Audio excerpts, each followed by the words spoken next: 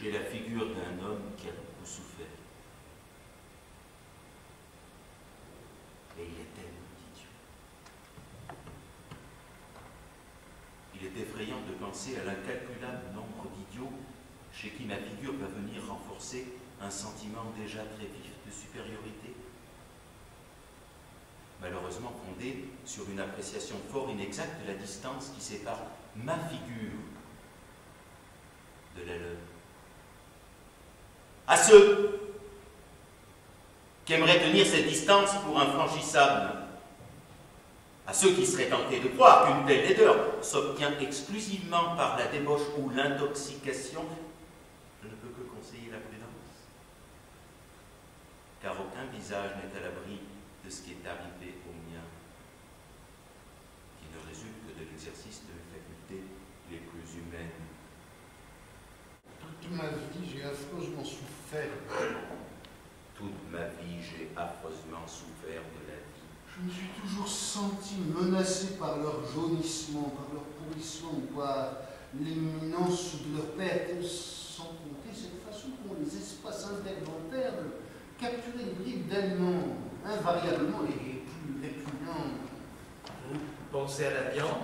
Oui, il ne faudrait pas que la pensée de la viande séjourne trop longtemps dans mon esprit, qui est vraiment aussi délicat que le palais. On ne peut pas danser avec un animal mort dans l'estomac. J'ai toujours su reconnaître les danseurs carnivores. Parce qu'ils ont beau sauter jusqu'au cintre, mettre de la suavité dans leurs gestes et sur leur visage, je sens leur cruauté. Et je vois leur lourdeur quand ils retombent. J'ai mis le monde à mes pieds le jour où j'ai cessé de manger de la viande. Non seulement parce que je possédais mon art, mais aussi parce que je n'avais aucun massacre sur la conscience. Et que c'est la tranquillité d'âme qui donne de l'élévation aux danseurs. La viande garde la danse. Et inversement. Pas plus tard qu'hier, vous m'avez complètement gâché un rôti de veau que par exception on nous avait servi avec des champignons de Brême.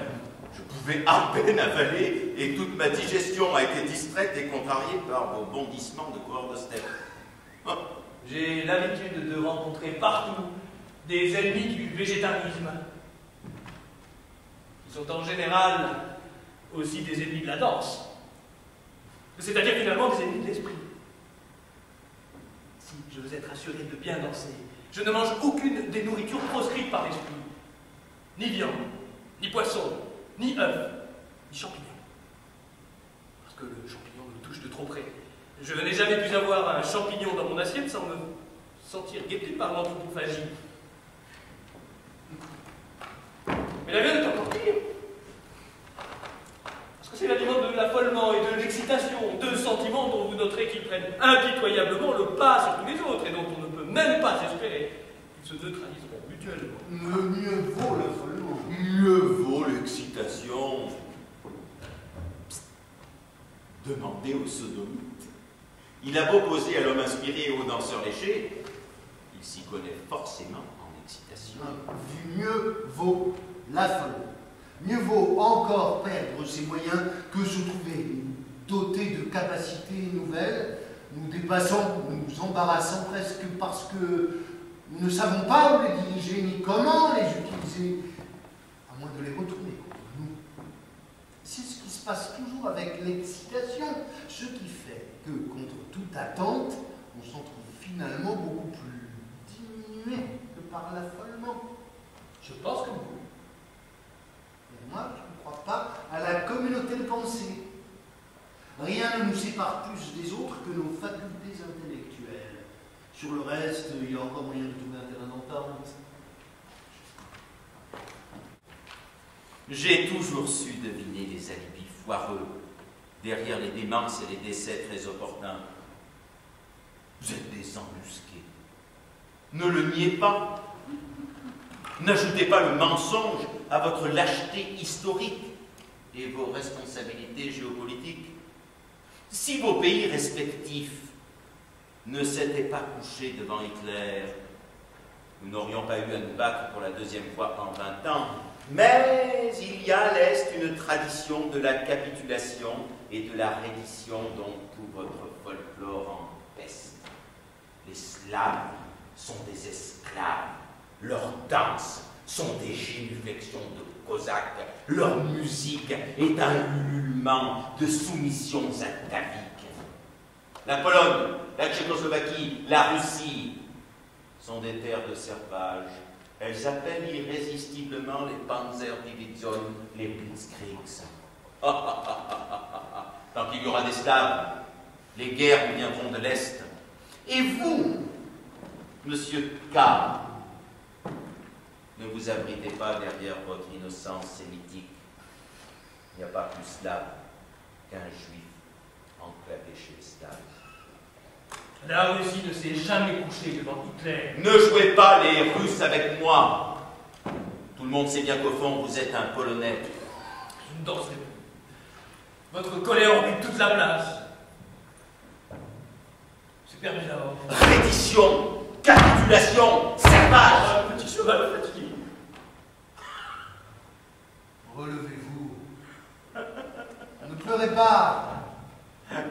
C'est son nom à lui qui finit par qui, pas le vôtre. Il s'appelle Nanaki. Vous voyez, il n'a pas réussi à aller au-delà de ce surnom d'enfant. Pas plus qu'il n'a réussi à parler ou écrire convenablement. Il n'a jamais rien fait que lâcher des nuages d'encre.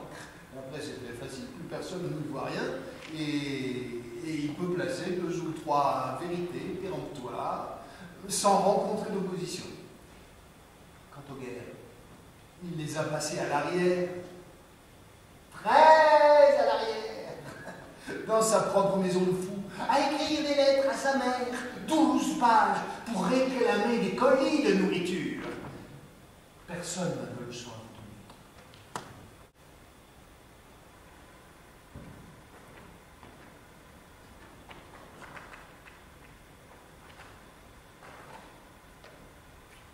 Au moment de mourir, tout ce dont j'avais envie, c'était qu'on me baptise in extremis, histoire de sauver mon âme, mais ça aurait passé pour une provocation, vu que les convictions religieuses de mon agresseur ne le prédisposaient pas du tout à me tenir sur les fonds baptismaux.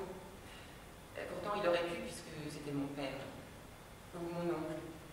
J'ai pas pu savoir, ils ont choisi de tous se ressembler et de porter la même moustache noire comme un gang des postiches. Du coup, j'ai demandé qu'on me sourie. C'était le vœu d'une autre que j'avais lu dans le journal, au moment où j'étais loin de me douter que j'aurais moi aussi une mort violente.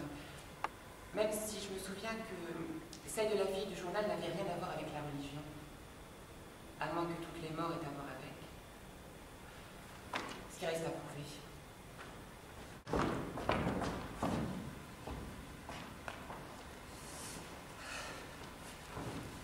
Voilà, que voyez-vous? Je vois une fille qui ne porte pas trop mal le veston, mais qui a bien du mal à ne pas faire craquer les pantalons de Monsieur K. Et le voile jure sur le reste. Il suffit de le considérer comme un voile de mariée pour avoir au contraire une cohérence très heureuse entre les différentes pièces de son habillement. Vous voulez vous marier? Non, je constate seulement que mademoiselle ferait une promise très convenable avec ses joues brûlées, ses cuisses de palmeraie et la rapidité avec laquelle elle a enfilé à la fois mon costume de mariage et le voile nuptial. Si vous ajoutez à cette configuration le fait que je dispose ici, et pour la première fois, de tout le temps nécessaire pour m'acclimater et mener à bien des fiançailles, vous comprendrez que je ne puisse pas m'empêcher de voir dans tout ceci une suite de signes extrêmement favorables à tout projet d'ordre matrimonial. Voilà bien les humbles, ce sont les pires. On leur a promis le royaume des cieux, ce qui fait que, sitôt arrivés, ils réclament des houris. Leur récompense posthume pour s'être fait petits, pour avoir rongé leurs freins tant qu'ils étaient vivants. Mais qu'est-ce qui vous fait croire que mademoiselle vous est personnellement dévolue? Je suis sûr que monsieur T est aussi sur les rangs, vu que la bête ne meurt jamais. Monsieur qui a eu des maîtresses, des amants, une épouse. Moi, je n'ai rien eu. sauf vers la fin, la tuberculose.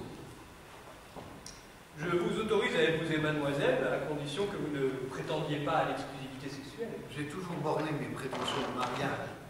Déléguer à Monsieur Qui la procréation stricto sensu ne m'empêchera pas de remplir pleinement mes fonctions éducatives. Je fais de très beaux enfants, des filles en général. Qui finissent folles, en général. Avec un peu de chance, elles auront la nuque et la bouche de Monsieur Qui, mais la bonne santé mentale est de mademoiselle. Je ne peux aller nulle part sans qu'on vienne me parler de voile et de mariage arrangé.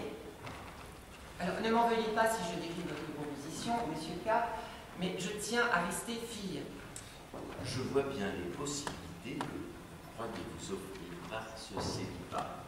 Ravigoter inlassablement vos tresses noires, grignoter des douceurs qui feront fondre vos jolies dents, vous tripoter les seins et l'entrejambe à longueur de temps comme une odalisque sans vergogne.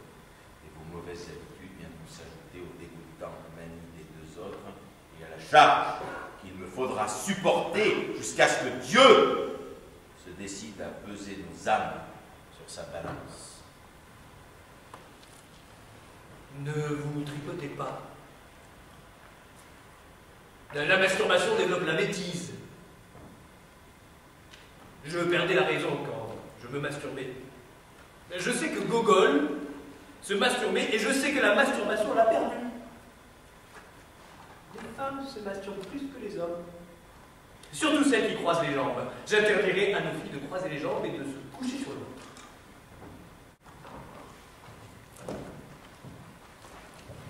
Que voyez-vous? Je vois une fille que le port du pantalon a avantage incontestablement. C'est étrange, vous avez un peu le derrière de Monsieur Qui. Vous et moi, nous sommes faits l'un pour l'autre. Je suis la réalité insoutenable. Je suis le sang qui coule pour un oui ou pour un non. Je suis les seins et les fesses qui poussent en ordre dispersé. On ne m'épouse pas. On épouse qui, d'après vous? Alors on épouse n'importe qui. N'importe quel espoir de changement, n'importe quel substitut à la réalité insoutenable. Moyennant quoi, on est toujours floué parce qu'on assiste tôt ou tard à son ressurgissement intempestif. On aurait donc tort de se montrer difficile sur le choix de son conjoint. C'est même un point sur lequel il n'y a pas lieu du tout de se montrer sélectif, vu que tous les mariages sont des mariages arrangés au-dessus de nos têtes. Épousez qui vous voulez, Monsieur Qui. Au bout du compte, ça revient toujours à un inceste programmé avec soi-même et ses organes intimes. Épousez qui vous voulez, à part moi, et ne faites pas de la question des organes un obstacle à vos projets. Épousez Monsieur K. J'ai toujours su que la calomnie avait la vie dure, mais je ne serais jamais allé jusqu'à imaginer que mes erreurs de jeunesse me poursuivraient au-delà de la tombe. Vous les utiliserez pour me pousser à contracter cette union aussi contre nature. J'ai dans l'idée que c'est plutôt le mariage entre personnes de sexe opposé qui défie la nature et le bon sens pour éviter les déconvenus. Mieux vaut rester entre soi. J'ai couché avec des hommes, mais c'était pour l'argent. C'est ce qu'on dit toujours. Vous êtes bien capable d'avoir de l'argent et du plaisir quand même. Ouvrir et fermer rythmiquement les fesses, ça vous connaît? Il ne vous est jamais venu à l'esprit que deux hommes pouvaient coucher ensemble sans s'enculer? Non! Je l'avoue, ça ne m'est jamais venu à l'esprit. Je suis ravi d'apprendre qu'il existe un domaine dans lequel les gens font preuve d'un peu d'imagination.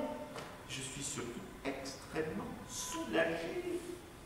Parce que le voisinage étant notre lot à tous les quatre, j'apprends par la même occasion que je n'aurais pas assisté à l'enfouissement de votre membre entre les fesses quasi tombales de Monsieur K. Je suis extrêmement